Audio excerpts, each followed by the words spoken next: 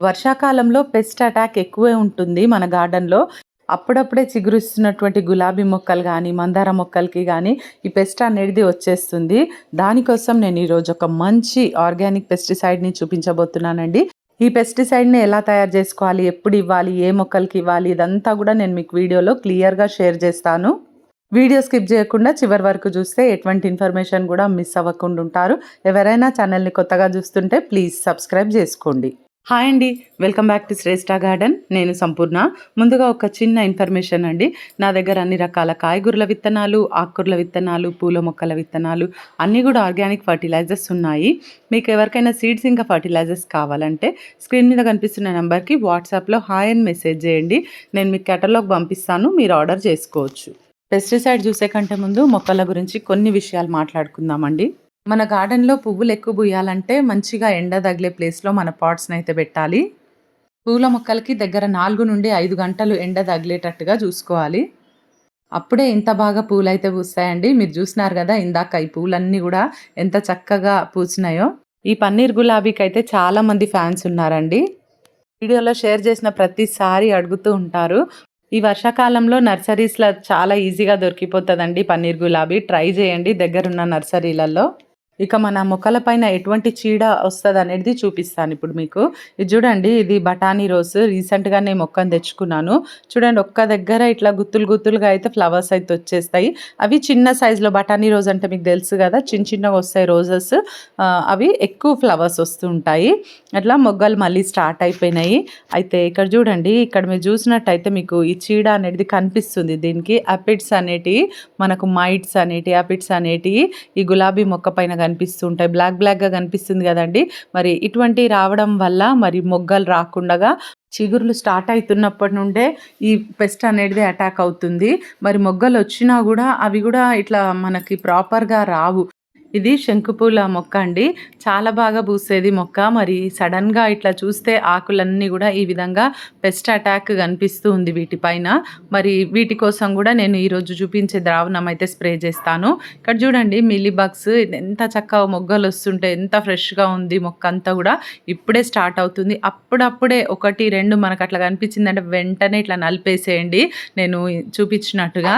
మరి అస్సలు మనకేం ప్రాబ్లం కాదండి. మళ్ళీ హ్యాండ్ వాష్ చేసుకోవచ్చు. లేదంటే మీకు అట్లా నలపడం ఇష్టం లేకపోతే చేతులకి గ్లౌజెస్ అన్న వేసుకొని మీరు నలిపేసేయండి. చిన్నగా ఉన్నప్పుడు తొలగించేస్తే ఇంకా మనకు అది పెద్దగా మరి ప్రాబ్లం కాకుండా ఉంటుంది. ఈ మందార మొక్కకు కూడా చూడండి మిల్లీ బగ్స్ కనిపిస్తున్నాయండి. వైట్‌గా ఉంది చూడండి. ఇట్లా మొత్తం ఆకుల వెనకాల భాగంలో కూడా పట్టేసి మొత్తం ఆకులు కూడా ఇట్లా ముడుచుకుపోయినట్టుగా అయిపోయినాయి చూడండి. పెస్ట్ అటాక్ ఉంటే తప్పకుండా మొగ్గలైతే రాలిపోతాయండి పువ్వులుగా పూయక ముందే. అన్ని సమస్యలకి ఆర్గానిక్ పెస్టిసైడ్‌ని నేను ఇప్పుడు చూపించబోతున్నాను. ఇది చాలా సింపుల్‌గా ఉంటుంది కానీ ఎఫెక్టివ్‌గా పనిచేస్తది. అందరం కూడా ఈజీగా తయారు చేసుకోవచ్చు. మజ్జిగ చేసి 4 రోజుల పాటు పక్కన పెట్టేసేయండి. చక్కగా పులిసిపోతది. ఈ పుల్లటి మజ్జిగలో తెగుళ్ళను నివారించే శక్తి ఉంటుంది. అలాగే ఈ పుల్లటి మజ్జిగ ఒక మంచి ఫర్టిలైజర్ లాగా కూడా యూజ్ అవుతుంది. ఈ పుల్లటి మజ్జిగను మనము మొక్క మొదట్లో అంటే మట్టిలో ఇచ్చినట్టయితే మట్టిలో మైక్రోబ్స్‌ని పెంచుతుంది. ఇది మొక్క పైన స్ప్రే చేయడం వల్ల ఇంకొక బెనిఫిట్ ఉందండి. అదేంటంటే మొగ్గలు రాలిపోకుండా మరి చాలా బాగా యూజ్ అవుతది. మజ్జిగ ఎంత పల్చగుంటే మనకంత బాగా స్ప్రే చేయడానికి వస్తుంది. దానిలో కొన్ని నీళ్లు కలిపినాను. ఇక్కడ ఒక హాఫ్ లీటర్ మజ్జిగలోకి నేనిక్కడ పావు టీ స్పూన్ ఇంగువ తీసుకుంటున్నాను. ఈ ఇంగువ మనం ఏ కంపెనీదైనా తీసుకోవచ్చు. మనకిది ముద్ద రకంలో కూడా దొరుకుతుంది. మనం అలా అది వాడాలి అనంటే మాత్రం మీరు ఒక నైట్ ముందే, అంటే రేపు మార్నింగ్ మొక్కలకి ఇస్తాము అనంటే తప్పకుండా ఒక నైట్ ముందే మనం ఆ ఇంగువ ముక్కని మనం ఈ మజ్జిగలో నానబెట్టి పెట్టుకోవాలి. నెక్స్ట్ డే మార్నింగ్ మనము మొక్కల పైన స్ప్రే చేసుకోవాలి. ఈ విధంగా మరి పౌడర్ ఇంగువ అయితే మనకైతే ఇన్స్టెంట్‌గా అప్పుడప్పుడు కలిపి ఇచ్చేయొచ్చు మొక్కలకి. ఇది కూడా చాలా ఎఫెక్టివ్‌గా పనిచేస్తుంది. ఈ గులాబీ మొక్కలకు వచ్చినటువంటి మైట్స్ కానీ, అపిడ్స్ కానీ, తర్వాత మనం చూసిన మందార మొక్కలకు వచ్చిన ఈ మిల్లీ బగ్స్ కానీ, ఇంకెటువంటి పెస్ట్ కానీ, ఆకుముడత తెగుళ్ళు మనం చూసినాం కదా అపరాజిత చెట్టుకు కూడా, ఇటువంటివన్నీ కూడా క్లీన్ అయిపోతాయండి. కొన్నిసార్లు మనకు పెస్ట్ అయితే కంటికి కనిపించదు గానీ, ఆ ఆకులను చూస్తే మనకు అర్థమైపోతుంది. ఉండవలసిన షేప్‌లో ఉండకుండా అవి ఆకారం మారిపోతుంటుంటది. అప్పుడే మనం గుర్తించుకొని మరి వీటిపైనైతే మనం ఇట్లా ఏదో ఒక ఆర్గానిక్ స్ప్రే అయితే తయారు చేసుకొని, మన వంటింట్లో ఉండేటటువంటి వాటితోనే ఈజీగా, సులువుగా తయారు చేసుకొని, మనం ఈ విధంగా స్ప్రే చేసినట్టయితే మరి పెస్ట్ ఫ్రీగా మన గార్డెన్ ఉంటది. మన గార్డెన్‌లో మొక్కల పైన పెస్ట్ ఉన్నా లేకపోయినా వారానికొకసారి తప్పకుండా ఇట్లాంటి ఆర్గానిక్ పెస్టిసైడ్స్ అయితే స్ప్రే చేయాలి తప్పకుండా.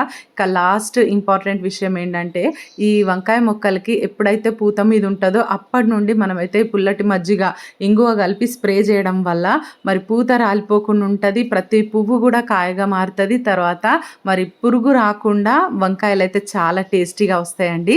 ఇదొక మంచి బోనస్ టిప్ అనుకోండి మీకింకా ఈ వీడియోలో. ఈ ఆర్గానిక్ పెస్టిసైడ్‌ని అన్ని రకాల పూల మొక్కలకి, కాయగూర మొక్కలకి, పండ్ల మొక్కలకి వారానికొకసారి హ్యాపీగా ఇవ్వొచ్చండి. ఇదండి ఈరోజు వీడియో. మీకు ఇన్ఫర్మేటివ్ ఉందని నేను అనుకుంటున్నాను. ఈ వీడియో నచ్చితే ఒక లైక్ చేయండి. తప్పకుండా ఛానల్‌ని సబ్స్క్రైబ్ చేసుకోండి. పక్కనే ఉన్న బెల్ ఐకాన్ క్లిక్ చేయండి. నేను వీడియో పెట్టగానే మీకు నోటిఫికేషన్ వచ్చేస్తది. ఈ వీడియో ఎట్లుందో తప్పకుండా కామెంట్ చేయండి. Thank you.